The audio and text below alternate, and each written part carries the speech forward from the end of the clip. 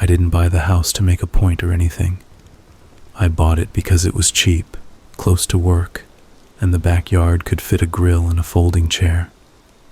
That was all I wanted. A place where the rent wasn't due because there was no rent. A mailbox that had my name on it, not an apartment number. A front porch where packages could sit without getting stolen. I told myself it was normal stuff. A life upgrade. Boxes, paint swatches, a lawn I would absolutely kill in the first summer because I had no idea how sprinklers work. That's what I expected. I didn't expect to become obsessed with a lock. The door came with the house, solid wood with a thin pane of frosted glass near the top. Nothing fancy. The inspector had banged on it with his knuckles and said, "Good bones," like the door was a person. The deadbolt was new, brushed steel, one of those with a thumb turn inside and a keyhole outside. The knob lock didn't even close all the way if you didn't yank the door. But the deadbolt felt good. It clicked with that neat little thunk you hear in commercials. The first night I slept there, I had the kind of giddy peace you get during a hotel stay. I was the only one in the building. Nobody upstairs stomping around. No thin walls with a couple arguing about whose turn it was to buy bleach. I moved a mattress onto the living room floor because my bed frame was still in pieces, leaned a box fan against the wall, and ate 2 slices of cold pizza on the carpet. I locked the deadbolt at midnight and said out loud, "There. Home." And I meant it. When I woke up, the deadbolt was unlocked. I didn't notice at first. I had a new home checklist running in my head. I took a shower, which was less like a shower and more like getting misted by a tired man. Water pressure was a joke. I made coffee that tasted like cardboard and cursed at myself because I had packed the good beans somewhere deep. My phone buzzed with congrats, texts from friends, and my cousin who likes to send first homeowner pro tip memes like he's an influencer. I was late enough that I thought about not checking the door at all, just leaving, but something pulled me over there. Habit, maybe. I put my hand on the knob and turned. Opened smooth. Then I saw the deadbolt. Unlocked. I stood there and stared at it a second. Not totally awake. I had this stupid thought. Like maybe I'd never actually locked it. Maybe I'd done that thing where you do something in your head and your body never does it. But I remembered the thunk. I remembered the circle. I dozed off hearing that sound. I could have sworn. I locked it. Left. At work, I told myself the truth was simple. I forgot. My brain was a mess with the move. That was all. I didn't need to tell anyone. People at the office would turn it into a bit. Oh, paranoid new homeowner forgets how doors work. I was new to the neighborhood. I didn't want to start off with weird energy. That night I checked the door twice. Once before brushing my teeth and once after. I put my palm flat on the bolt and pushed. I tugged the door to feel the resistance. Good. Safe. I slept better. The next morning, the deadbolt was unlocked again. You know that chill that isn't cold? The one that runs down your spine like somebody touched you there with a coin? I got that. I walked outside in shorts and a t-shirt and did a slow circle on the porch. No notes. No prank string. The yard looked like every half-mowed suburban yard in the world. A car rolled by. The driver didn't look at me. The neighbor to the left had a fence and wind chimes. To the right, a little house with a beat-up Subaru and a terracotta pot broken in half near the steps. My street wasn't ominous. It was boring. I was the only creepy thing out there, squinting at my own door at 7 a.m., like I'd lost a bet. Inside, I unlocked and locked the deadbolt repeatedly. The thing worked. It didn't slip. The latch wasn't worn. The strike plate on the frame wasn't loose. When I turned the knob without the deadbolt, the door gave that familiar wiggle like old doors do, but the bolt held it shut once it was in place. I tried to tell myself I was sleepwalking. I didn't buy it. I don't sleepwalk. I barely roll over. I sleep like a bag of rocks.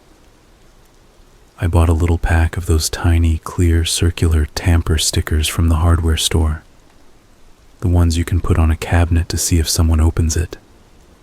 I stuck one on the edge of the door so that the circle overlapped both the door and the frame. It was a childish idea, but it made me feel like I was doing something scientific. I locked the deadbolt. I took a picture with my phone so I had proof. The next morning, the sticker was intact. The deadbolt was unlocked. I could hear the birds outside, way too cheerful, like idiots who never had to deal with a bolt. I crouched in the doorway and stared at the sticker. Unbroken. That meant nobody had opened the door. That meant the only way to unlock the deadbolt was from inside. I didn't call the police. What would I say? Hi, I have a haunted lock. Even if I did get a patrol car to stop by, what would they do? Give me a flyer about Neighborhood Watch? The only person I told was the old lady 2 houses down, because she was in her front yard planting something and she waved, and it seemed rude not to say hi back. Her name was Mrs. Patel. She had a clean yard and tidy shoes and watched me with those eyes old people have that make you think they are quietly filing your entire person into a cabinet. "How are you settling in?" she asked. "Good," I said. "Mostly good." "You have a funny look," she said, not unkindly. "My lock is playing tricks," I said. "I don't know why. It spilled out." She frowned and touched her collar like she was checking for a necklace. "You mean the one on your front door?" "Yeah. I lock it at night. In the morning it's open. Maybe a draft. Maybe the wood is warped. These houses are old." "It's the deadbolt," I said. She pressed her lips together. "Do you have a security camera?" "Not yet." "Get one," she said. After work, I bought a cheap Wi-Fi camera from the electronics aisle. It wasn't top of the line. It didn't have a brand the internet raves about, but the picture was good enough. It had motion alerts and a little micro SD card. I set it up on the small table by the stairwell, pointing straight at the front door. I made sure the night vision worked. I looked at the screen on my phone to confirm. The door was in the center. If someone came in, I'd see it. If I got up and sleep unlocked the deadbolt, I'd see that too. The app had a little red dot that lit up while recording. That dot felt like a lifeline. I stuck a second clear sticker across the door edge. I locked the deadbolt. I said out loud, "Good night," like a parent I was saying it to, and I went to bed. At 3:11 a.m., my phone buzzed with a motion alert. I didn't hear it. I slept through it. I only knew because when I woke up and went to the door, the deadbolt was unlocked and the sticker was intact, and I felt like I might throw up. My stomach did a slow flip. I checked my phone. The timestamp was there. 3:11 a.m. Motion in the foyer. I opened the camera app and scrubbed back to the alert. The living room was grainy and black and white. You can always tell when a video is night vision by how eyes look like pennies. Nobody was in the frame. For a second, it was just the smooth, weird quiet of an empty room at night. The little red timestamp sat in the corner like a mosquito. Then the deadbolt turned. That's it. No shadow. No hand. The thumb turn spun on its own like someone was on the other side. It did a slow, firm rotation. The bolt retracted. The knob wiggled. The door didn't open. It just sat there, unlocked. After that, nothing. No more motion. The clip ended. The app stitches together short clips when it detects movement. That was the only one. I replayed it 3 times standing in my underwear. The words didn't line up in my head for what I wanted to call it. It wasn't a draft. It wasn't wood swelling. The deadbolt turned. I called the number on the business card the home inspector gave me. His name was Chuck. He was the kind of guy who laughs during small talk so you know where to put your smile. He came over that afternoon in a truck with magnets on the doors that said Chuck's Home Inspections, with a cartoon house giving a thumbs up. He had a flashlight, which he used to look like an adult in a cartoon looking behind the couch for a monster. "Watch this," I said, playing the clip. He leaned over my phone, his breath smelling like mints and coffee. "Weird," he said. "But a camera like that, those things glitch all the time." "It unlocks every night," I said. I didn't mean to sound tired, but I did. I've been putting stickers on the door. Nobody's opening it. It's just the bolt. He knelt down in front of the door and poked at the deadbolt. He took a little telescoping magnet stick out of his pocket and waved it near the hardware. "Some of these have magnetic tumblers," he said, "but this one's mechanical. No motor. It's not smart. You got a key?" I handed him the key. He turned it in the lock a few times. "It's smooth," he said. He pointed at the strike plate on the frame. "This is a bit misaligned. Could be putting pressure on the bolt. If the plate bounces back a little when there's a temperature change, maybe it could spin." "Spin itself?" I said. "I'm spitballing," he said. He stood, scratching his cheek. "I can swap it out. New deadbolt, new plate. We'll make it square. It'll be tight." "How much?" $50 for the hardware. I'll throw in the install because I feel bad your first week here's spooky." He grinned like that was the fix. He wanted the problem to be a problem he could fix. That's how guys like Chuck work. I wanted it too. He swapped the deadbolt. He drilled new holes for the strike plate. The new bolt slid into the reinforced hole in the frame like it was going into a vault. He made me test it 20 times. "See? Solid," he said. And I could tell he felt proud, like he had tamed something. I put the camera back in its spot. I stuck another sticker on the door seam. I forced myself to sit on the couch and watch a movie and pretend I was normal. The deadbolt was unlocked the next morning. No sticker tears, no door movement. It was just sitting there, smug. The thumb turned vertical instead of horizontal. The camera had a new 3:11 a.m. alert, which felt like a joke written by a lazy writer who couldn't pick another time. I watched the video. The deadbolt turned. No hand. No shadow. The knob jiggled. The door stayed closed. When I left for work, I took the long way around the block and stared at my house from the corner, like it was someone I knew and wasn't sure if I should wave to. It looked smaller from far away. The frosted pane by the top of the door reflected gray sky. For 1 second, it looked like there was a smudge in the glass, like someone had pressed a forehead to it. I told myself it was the inside of the film, or a trick, or a smudge I'd see when I got back and could clean it off. At work, I couldn't focus. I kept checking my phone to make sure the camera was on. A coworker asked how the house was, and I said, "It's a house." And she made a face.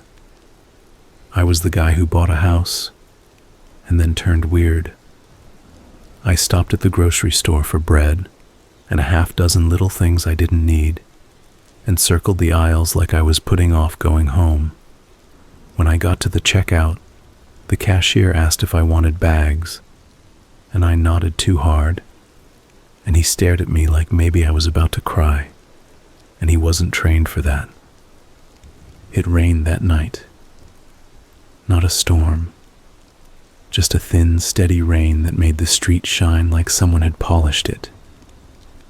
I stood at the peephole and watched the empty porch. At 2 a.m., I still had my face to the door. At 2:45, I leaned my forehead against the wood because I was so tired my knees shook. I told myself, "You can't sit here every night. You'll pass out and crack your teeth on the floor." I put folded towels by the door to soak up any water that crept under. Dumb, but it made me feel like I was doing something. I set the camera to send a push notification and an alarm sound when it detected motion. I lay down on the couch instead of going to the bedroom because the bedroom felt too far from the front. At 3:11 a.m., the alarm sound went off. A sharp, mean sound like a smoke detector cutting through a dream. I was already half awake, so I sat up and looked at the door. Nothing moved. The bolt was horizontal. The room looked the same. The alarm was just reminding me I was crazy. Then the deadbolt turned. I was watching it, and it still surprised me. The thumb turn moved like someone was on the other side doing it slowly to be quiet. I jumped up so fast I stubbed my toe on the coffee table. "Hey!" I yelled without thinking. "Stop!"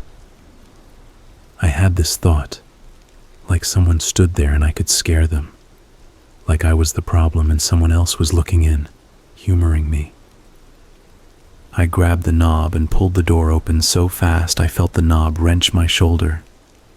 Cold air slid in. The porch was empty. The rain made a thin sheet of sound.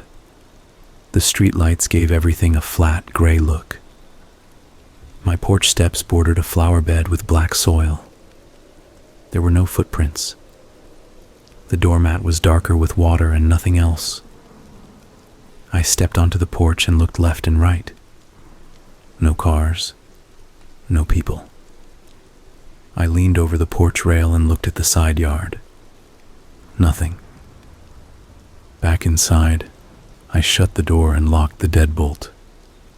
The camera had recorded the motion of me stumbling and yanking the door, but the app didn't capture the actual turn on video. The motion sensor picked up something a second before.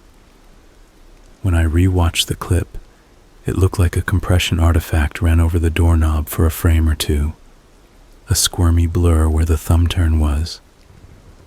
You could set a drink on my skepticism at that point, and it would not have spilled. I didn't want artifact, I wanted a person. Or a mouse on steroids. Anything I could conceptualize. I didn't sleep the rest of the night. I sat on the couch and watched the door like a bad babysitter watches a kid, waiting for them to wake up and cry. Every normal house noise now had a name. The fridge hum sounded like a throat noise. The washing machine's drip was like tapping. The wind against the eaves was whispering. It wasn't even dramatic. It was small. That's what made it worse. Big noises you can fight. Little persistent ones dig into your nerves like a seed in your tooth. By morning, I had a plan. I took the camera down and moved it closer, so the door and the lock filled the frame. I taped a piece of paper over the frosted glass pane so there wouldn't be any reflection from behind. I put a strip of painter's tape across the thumb turn itself and wrote 311 on it like a dare.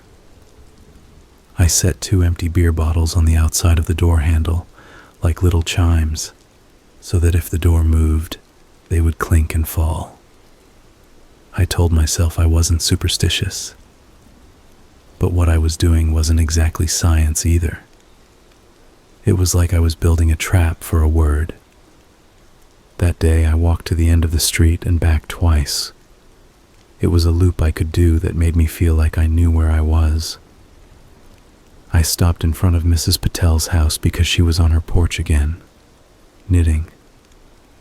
Her yarn was the bright kind that old ladies always get. I told her my deadbolt's still unlocked on its own. She pursed her lips. "You should stay somewhere else a night or two." "I just moved in," I said. "I can't run away from my own door. There is a cheap motel near the highway." "I don't want to." She hesitated. "Sometimes a house needs permission to keep you." That sounded like the kind of line a person says because it worked on them once, and now they tell everyone. I asked what she meant. She shrugged, looking embarrassed like she'd been caught repeating an old family rule. "My mother said it," she said. "When we moved here, we put salt on the threshold. We said a prayer. That kind of thing. I'm not very prayer," I said, and she nodded like she'd expected that. "I'll figure it out." "You should sleep," she said, saying it in the way only old women can, where it sounds like a medical diagnosis rather than advice. That night I was ready for 311 like a kid waiting for a TV show. I sat on the floor 6 feet from the door. I had the camera on my phone open and the actual door in my eyes. I set my phone to keep the screen awake. I tried to keep my breathing quiet because it seemed rude somehow to exhale too loud. At 3:10, the air turned cold. Not the whole house, just by the door. The kind of cold that makes your skin aware of itself. The painter's tape on the thumb turn had a little wrinkle in it where my finger had pressed it down unevenly. I watched the wrinkle like it was a mouth. 311. The deadbolt turned, slow and smooth, and the painter's tape twisted with it. The little bottles on the handle rattled and fell together with a glassy clink. The door stayed shut. There was no knock. There was nothing. Just me, sitting on the floor, watching my door unlock itself like it was tired of being closed. I stood up and grabbed the knob and looked around like someone would be there if I moved fast enough. As I did, I smelled something. Not outside. Inside, from the door. A smell like damp hair and pennies, faint and sour. Like when you pull a sweatshirt out of the wash and it's sat too long in the machine. It made something in my throat tighten because I'd smelled that before somewhere I didn't want to remember. I didn't open the door. I stood there with my hand on the knob and felt stupid that I didn't have a plan for this part. I had planned for the turning. I had not planned for what I would do if I saw it. Whatever it was. A person outside playing with me. A thing.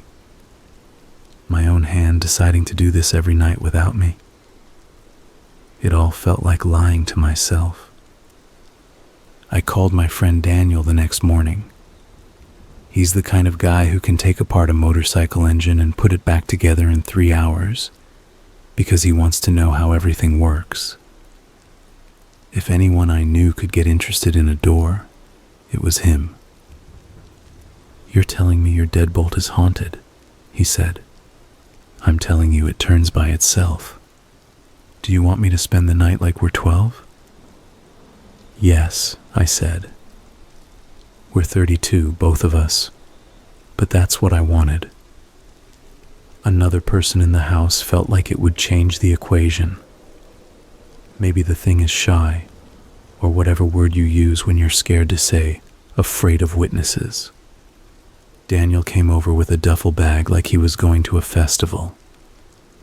He made a joke about sleeping bags and telling ghost stories, and then saw my face and stopped. We put his sleeping bag on the couch. He set his phone up to record a time-lapse of the door from a different angle. Redundancy, he said, like airplanes have. What if we both fall asleep? I said. I didn't want to admit how tired I was. There was a hollow in my head from too many nights going light. We'll take shifts, he said.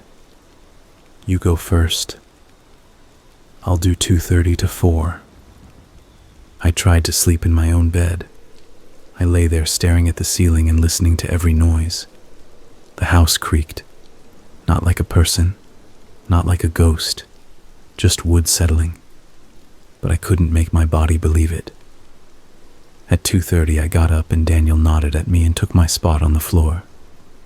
He held a cheap flashlight like a security guard. He seemed excited. I envied him that. I wanted it to be exciting. It was eating me alive.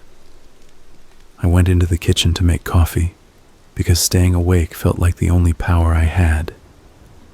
I poured water and watched the little drip machine do its thing. The lazy bubble.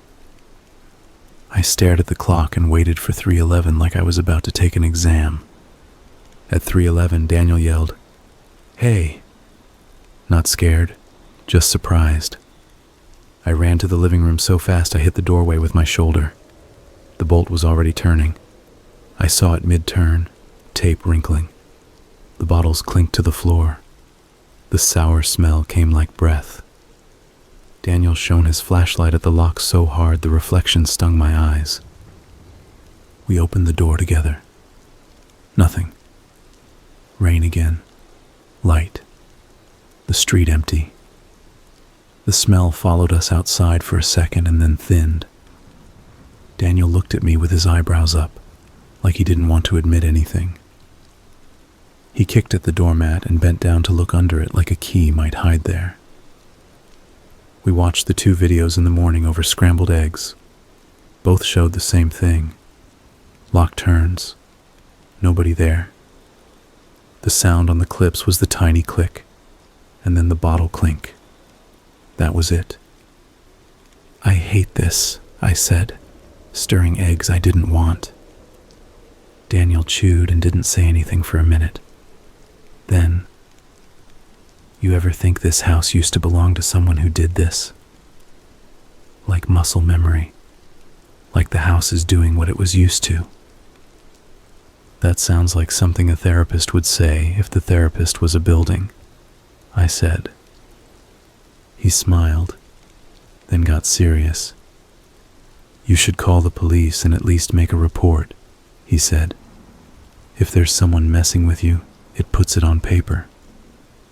Even if they can't do anything. What do I say? My deadbolt turns on its own? Say you have a trespasser, he said. Say you're scared. I said I'd think about it. I didn't call. It felt like admitting I couldn't handle my own front door. It felt like inviting someone else into my fear and asking them to make it smaller. I wanted it to not be a big deal, even though it was.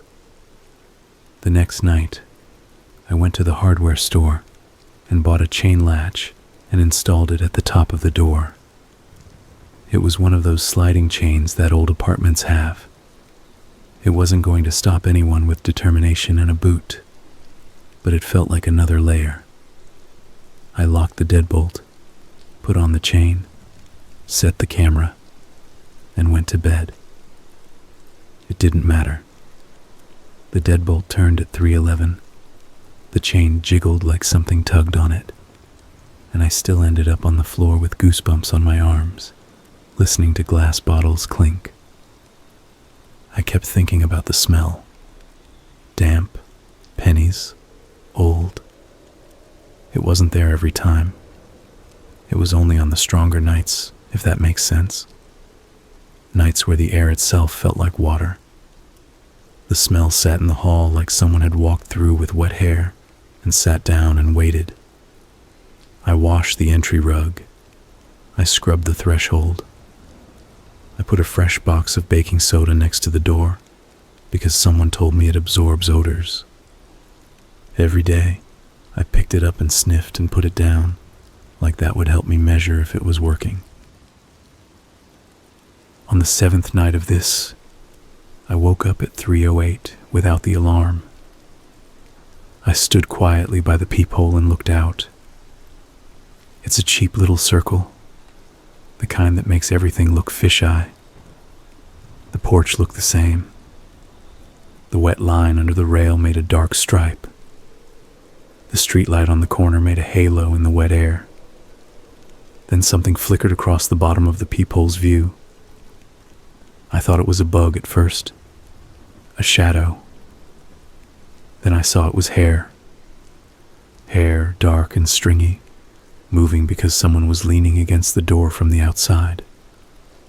I stepped back from the peephole so fast I nearly tripped over the coffee table. I wasn't ready to see that. All this time I'd been telling myself it was mechanical. A glitch.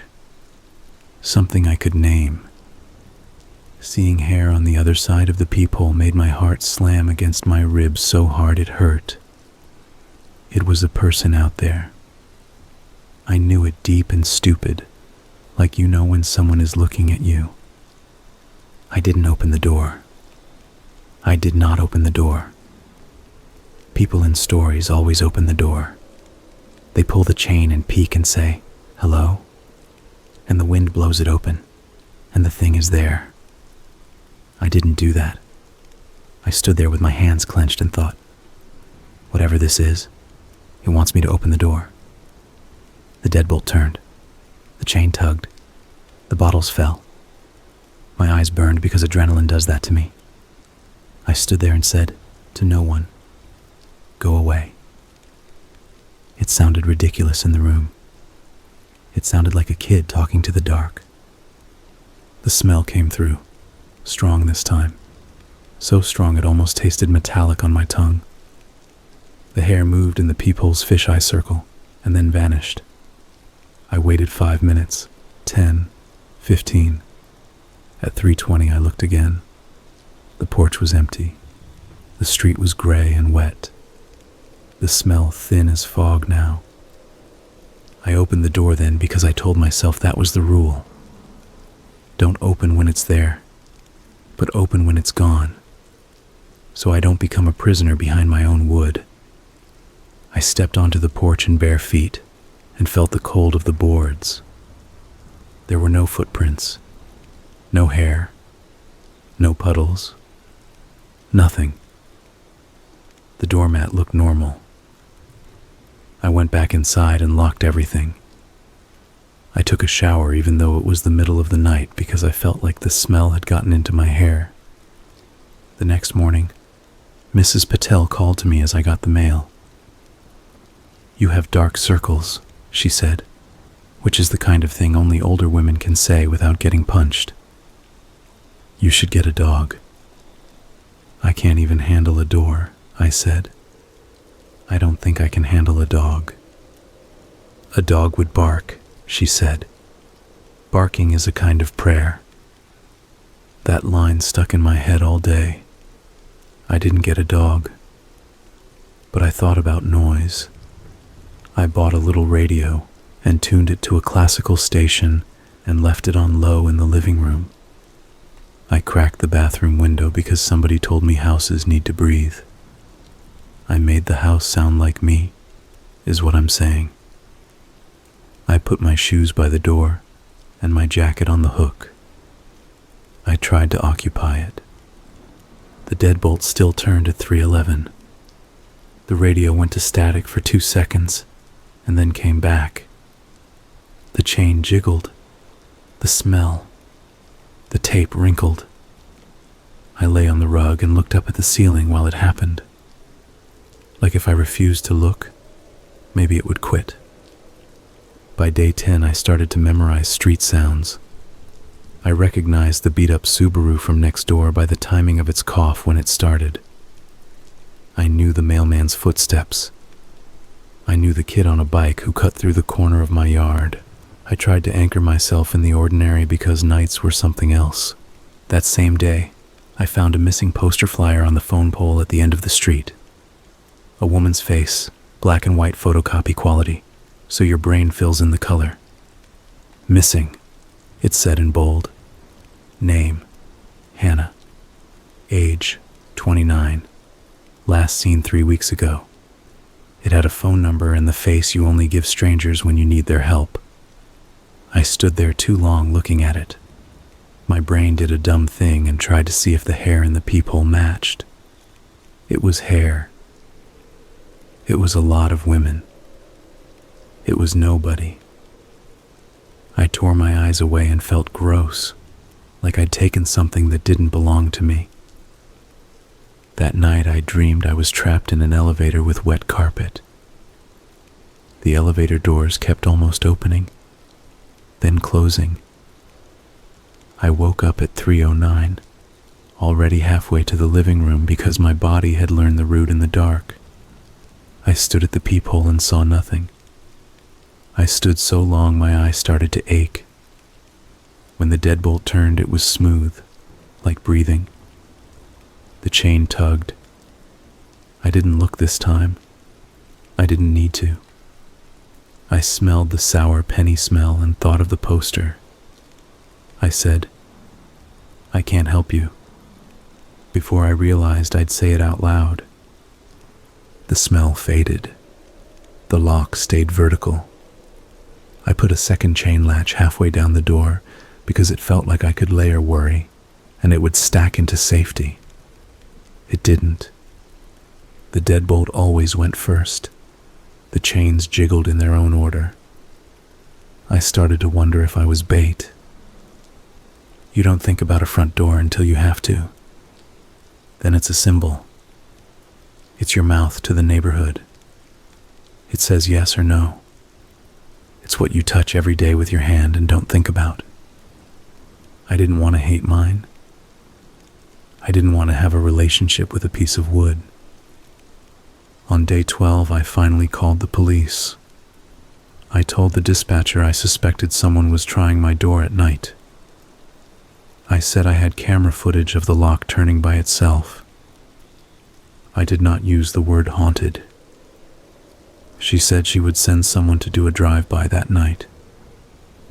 The phrase made me think of teenage boys, and a car horn, and a 90-degree turn. I hung up and felt stupid and relieved at the same time. They did drive by. I saw the headlights roll across my ceiling at 2:50 a.m. and 3:20 a.m. It made me feel like a kid whose parents check under the bed and say, "See? No monsters." At 3:11, the deadbolt turned.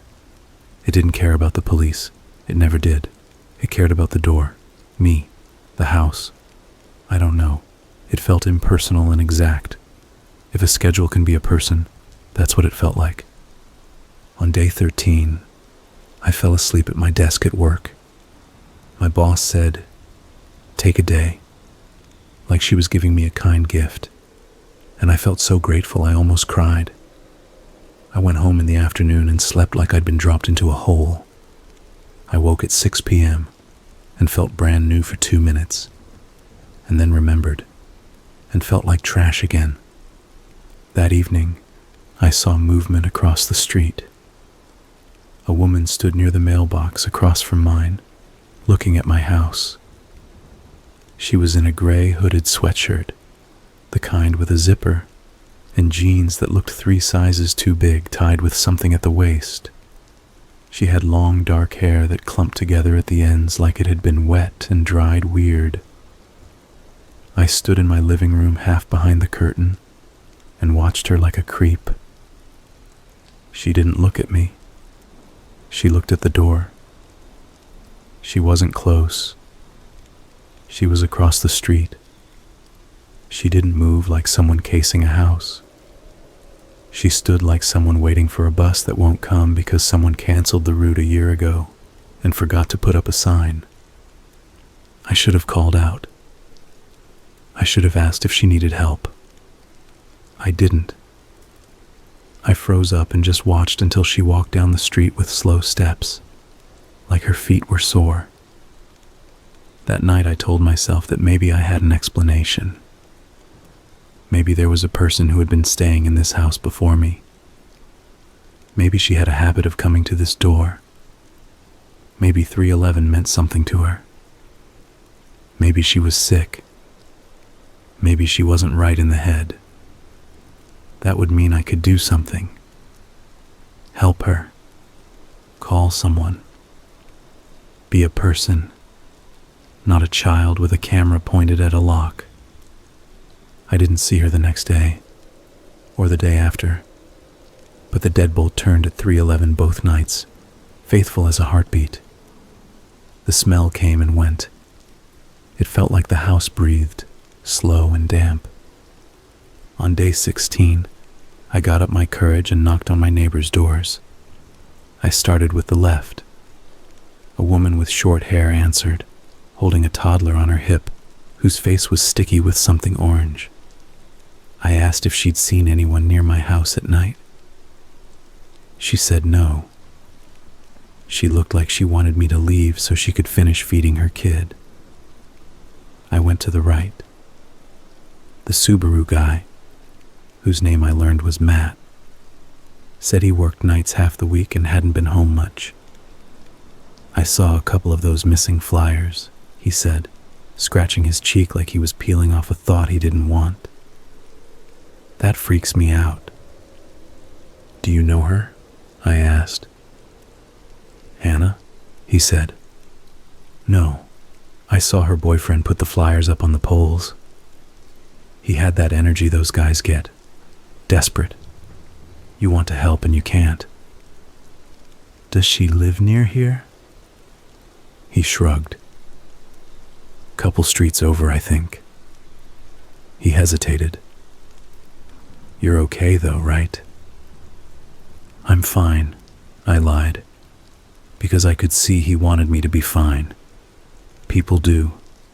Nobody likes a person with a weird problem.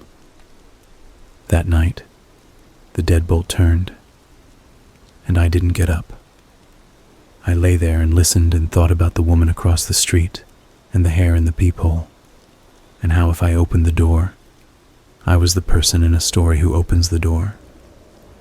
I told myself that if she needed help, she would ask. That if she wanted in, she would knock like a person. The turning without the knock felt like something pretending to be civility. I didn't sleep until dawn. I woke feeling like I had been chewed and spit out. I drank coffee that tasted like cardboard again. I skipped breakfast. My hands shook. I told myself this wasn't sustainable. I told myself I'd go to a hotel for one night. Just one. I packed a bag and then put it down and then picked it up and then put it down again. Who was I scared to disappoint? The house? It was wood and pipes. The part of me that wanted to stay was stubborn and stupid. It didn't want a door to run me out. On the 18th night, I broke and did something dumb. I sat on the inside of the door at 3:10 with my hand on the deadbolt. I told myself that when it started to turn, I'd hold it. I'd feel if there was pressure from the other side. I'd catch it in the act. I put my palm against the little cold metal and felt it like an animal. At 3:11, the turn started. It wasn't sudden. The bolt moved under my hand like a cat pushing against your fingers. I pushed back. It pushed back. It wasn't strong. It wasn't weak. It was exactly as strong as I was, like it was matching me. I held the turn where it was, and my forearm started to burn, because that is how your muscles feel when you do something stupid. I said, "Stop," like I was talking to a kid. It didn't stop. It didn't force. It just waited. It pressed. We stood there at the door like two people fighting over a dial. My hands sweat on the metal. I hadn't been breathing right. The smell came like a cloud. It washed over me. Pennies. Damp hair. Something sweet like old flowers under a sink. I gagged. My grip loosened. The deadbolt turned. I took my hand off like it had burned me. I stumbled back and knocked my hip into the wall and saw little sparks of light from the dumb pane. The lock sat there, vertical. The tape wrinkled. 311 twisted like a joke. The chains held. The door didn't open. It never did. That almost made it worse. Whatever wanted in was patient. It wasn't banging. It was unlocking. I slept at the kitchen table the next morning with my head down like I was back in high school. I woke when a delivery guy knocked at noon. My heart jumped into my mouth before my brain caught up. I almost didn't answer because all my muscles had learned not to open the door. When I did, the guy handed me a box and said my name like a question, and I said yes, and he said, "Big night?" It sounded like a dumb joke, but I laughed anyway because it was too on the nose. Inside the box was a small, heavy object wrapped in bubble wrap. I hadn't ordered anything. There was no return address. Inside was an old-fashioned skeleton key. Real metal, cold, heavy, not shiny. I held it in my palm and felt a slow creep go up my arm into my neck. There was a folded note with it. The note said, "This helps. Don't throw it away," in small, neat handwriting. I didn't want to touch the key anymore. I put it on the mantel and walked around it like it was a bug.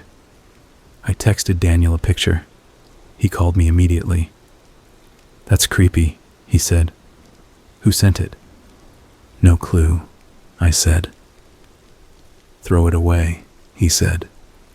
"The note said not to," I said. We both laughed, a short, ugly laugh. "It could have drugs on it," he said. "I don't think my haunted deadbolt is going to snort fentanyl," I said. But I got his point. I put the key in a plastic sandwich bag and sealed it because that made me feel like a responsible adult. That evening, I noticed something I should have noticed earlier. On the inside of the door frame, way at the top where the trim meets the wall, there were faint scratches in the paint. 4 lines, thin, parallel, not deep, like fingertips had dragged there and didn't want to. I stood on a chair and ran my finger over them and felt where the paint had chipped, because something wanted to hang on and couldn't. The house is not a person, but those lines looked like a person, or a person trying to stay. I thought about painting over them. I didn't. Covering them felt like lying. I told myself this out loud and felt like a fraud, because what I meant was, I am playing rules with my house like a kid plays rules with a game. I do this, and maybe this happens.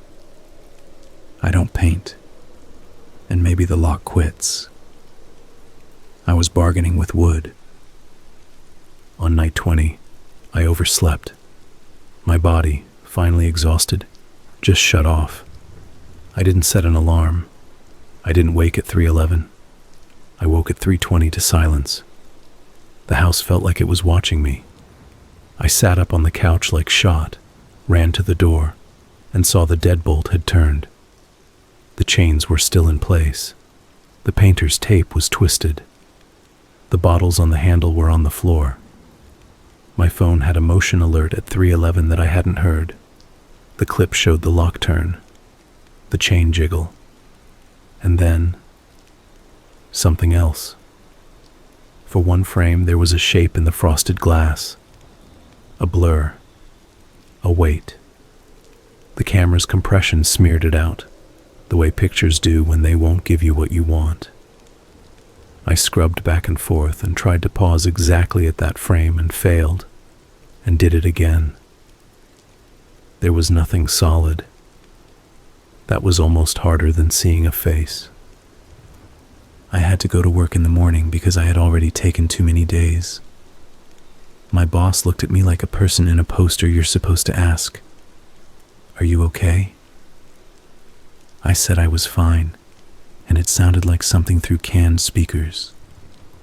At lunch, I went outside and sat on the curb by the parking lot because I needed air, and the air outside the building felt less like it had been in other people's lungs. I thought about going to the motel.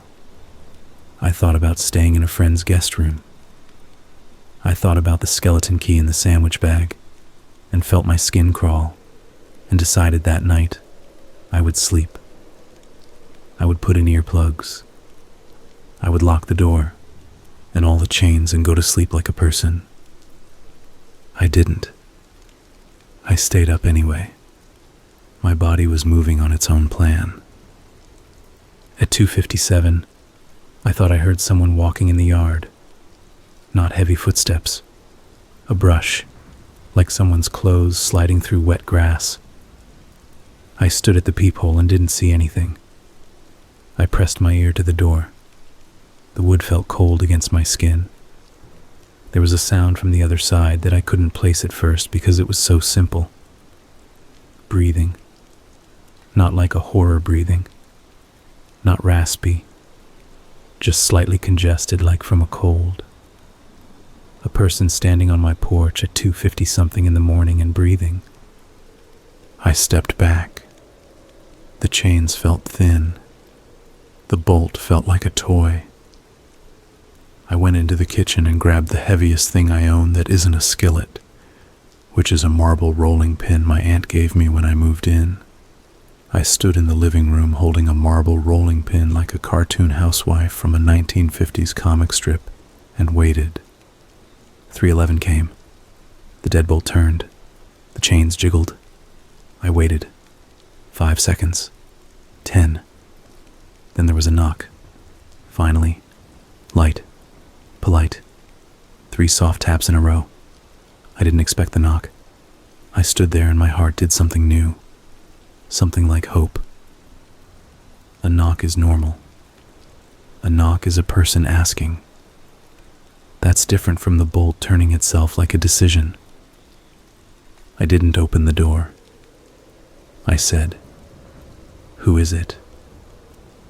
And felt stupid because I sounded exactly like a person in a movie.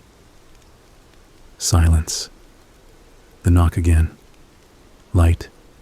Polite. The smell came and settled in my throat.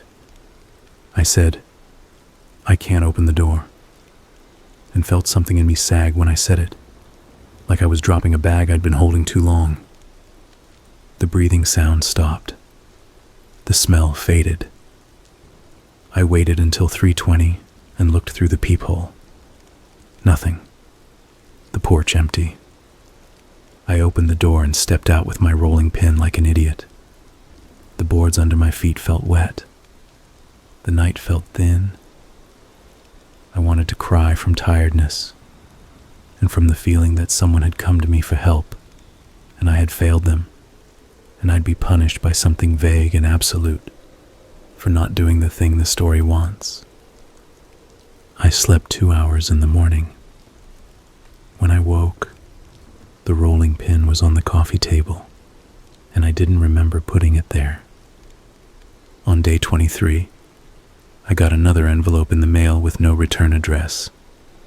Inside was a printed sheet, a map of my street with a red circle around my house, and 2 words, "Letter in."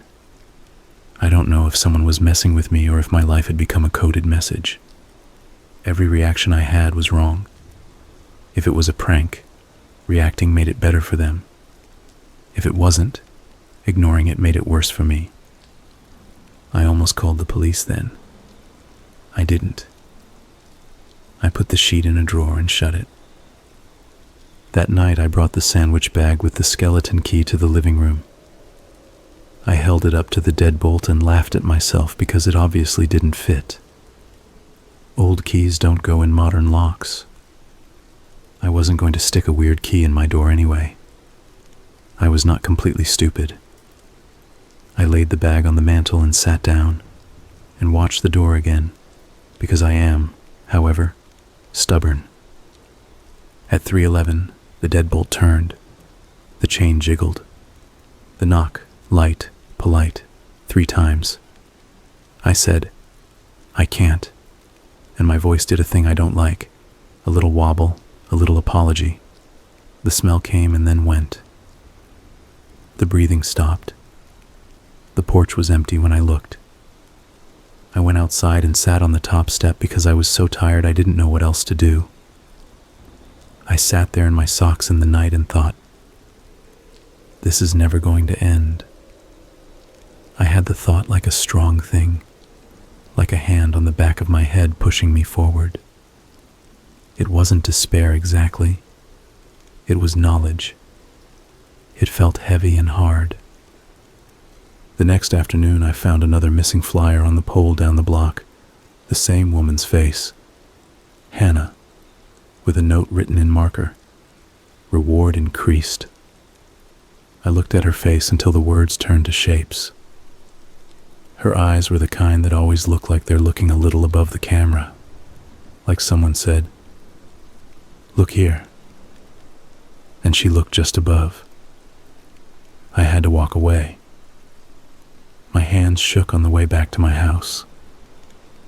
I couldn't tell if it was fear or caffeine, or just that my body was done. On day 25, I slept through 3:11 again. My body had decided without me. When I woke, the deadbolt was vertical. The chains were off their hooks. That was new. They hadn't come off on their own before. The painter's tape was twisted and then torn. My phone had a motion alert at 3:11 and again at 3:12, which was also new. The first clip was the usual. The second clip showed the chains lifting on their own and sliding free. It looked wrong, like seeing a video of a fork bending. The sound had a faint scrape. I threw up in the sink. My body has limits. I hit one. I called the police then with shaking hands. I told the dispatcher there was someone at my door at night, that my locks were being manipulated, that I was scared. She said she'd send a car. It was morning. It felt stupid. When the officer came, he stood in my living room and watched the clip on my phone and looked at the door and wrote things down in a little pad, because that's what officers do to make people feel better. "Anybody mad at you?" he asked. "No," I said. "Exes, disputes with neighbors, anything like that?" "No." "You got a place to stay a couple nights?" Yes, I said, even though I didn't want to. "Sometimes the easiest way to stop a problem like this is to break the pattern," he said. "Get out of the house a couple days, change the routine. If it's a person, they get bored. If it's not a person, well..." He trailed off, looked down at his pad. "Be careful. Keep the doors locked. Call if anything happens." That night I sat in the dark and waited for 3:11 because I am dumb and stubborn. I didn't go to a friend's house. I didn't go to a hotel. I told myself I wanted to see the pattern, so I would know what I was breaking. You can hear the excuses. So can I. At 3:11 the deadbolt turned, the chains lifted, the door stayed closed, the knock, light, polite, 3 times.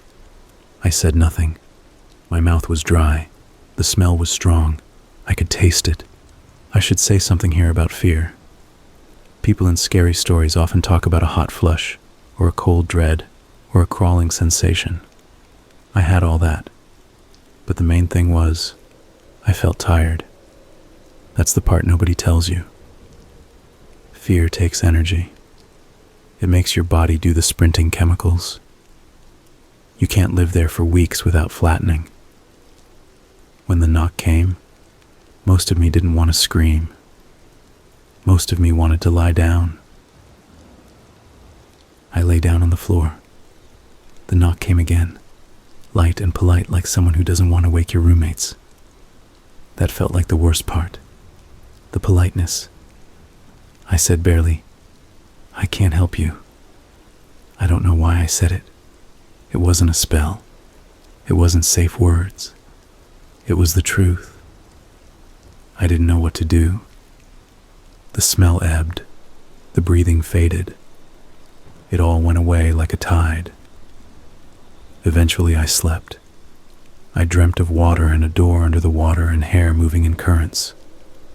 On day 27, I woke up and found muddy water tracks on the bottom step outside. Not footprints. More like someone had set down something wet and heavy and lifted it again. A shape darkened the wood in a rectangle like a doormat's ghost. My own doormat was where it always was. The rectangle was a second mat in a different place, made of water and dirt.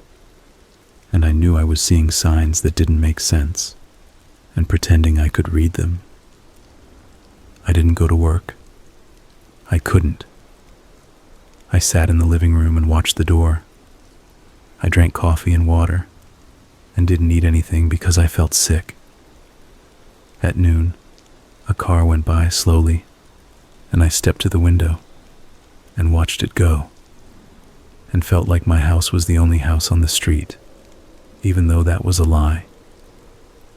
At 4, Mrs. Patel knocked, and I jumped.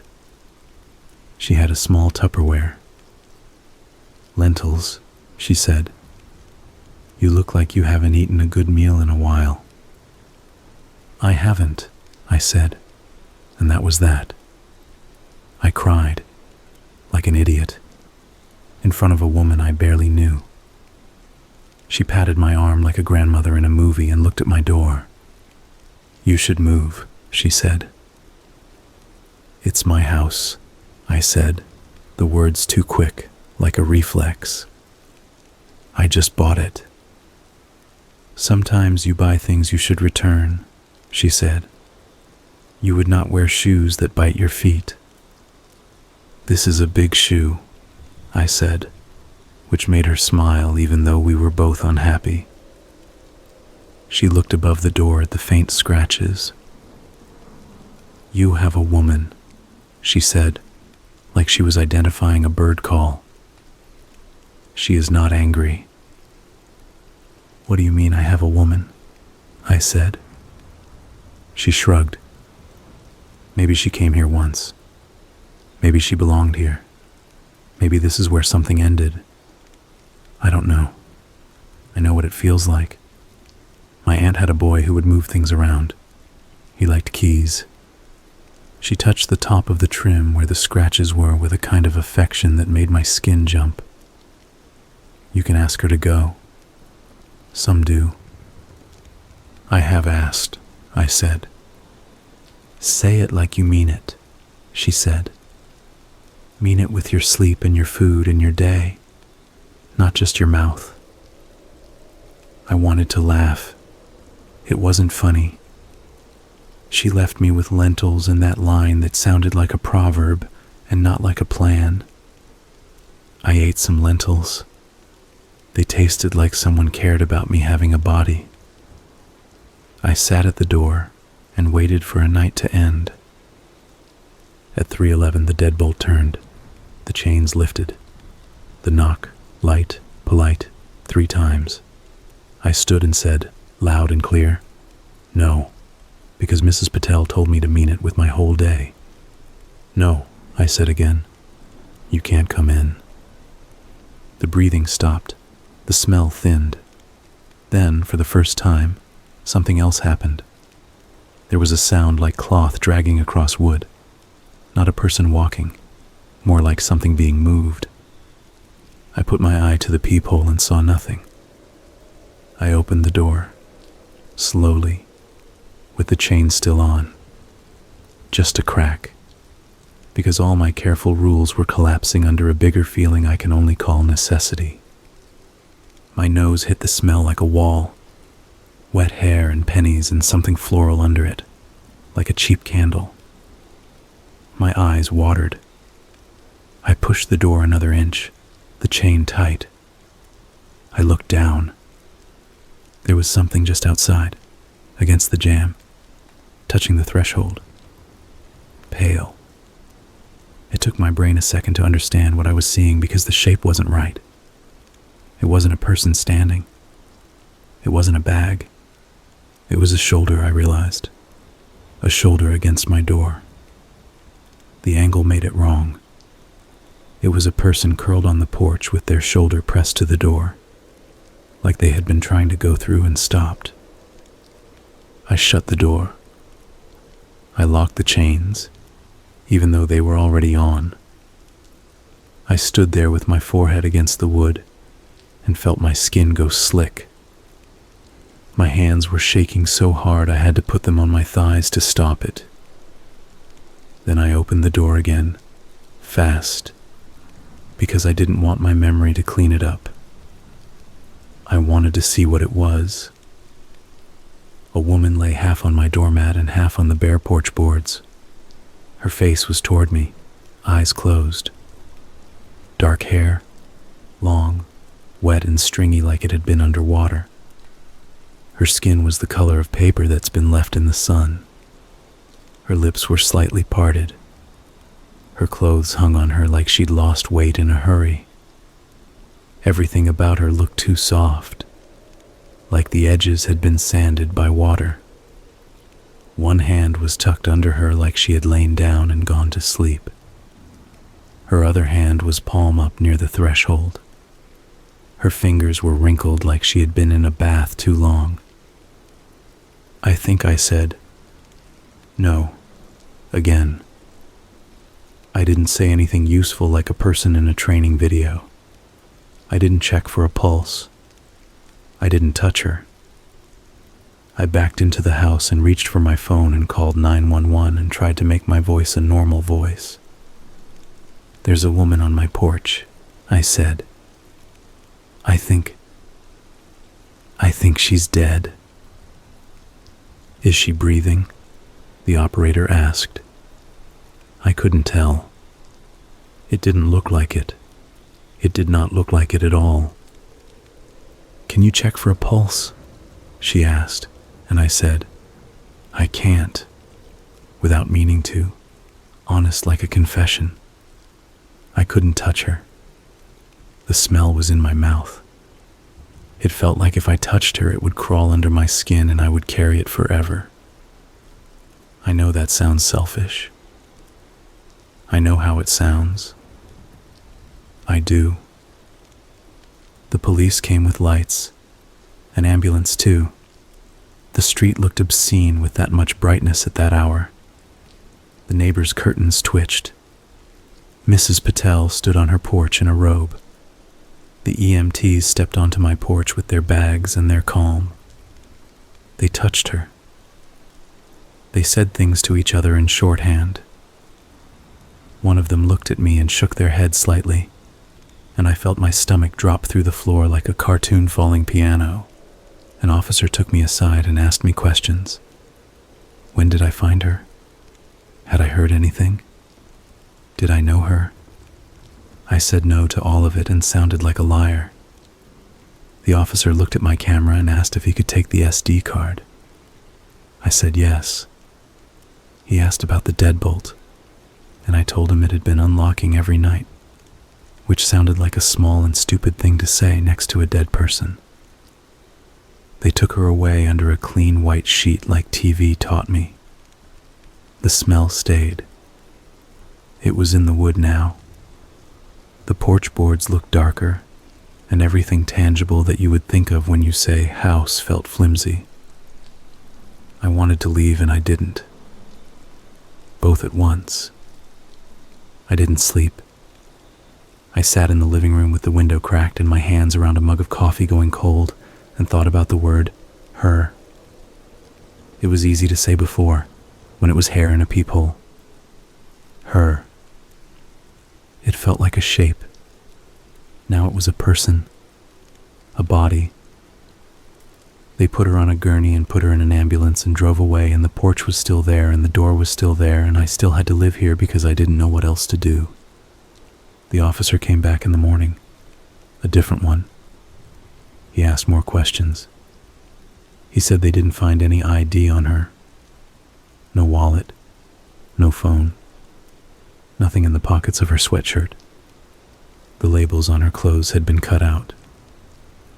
"We're checking missing persons," he said, his tone getting flat on purpose, like a soft place to put my ear. "We're running prints. We'll keep you posted." I nodded because that is what you do. He looked at the door. "You sure you don't know her?" "No," I said.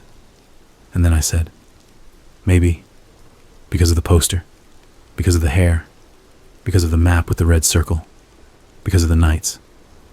I didn't know her. I felt like she knew me. That sounds crazy. It isn't a relationship. It's an imbalance." They left. The house felt like it was wider. The empty part where the body had been was cold air.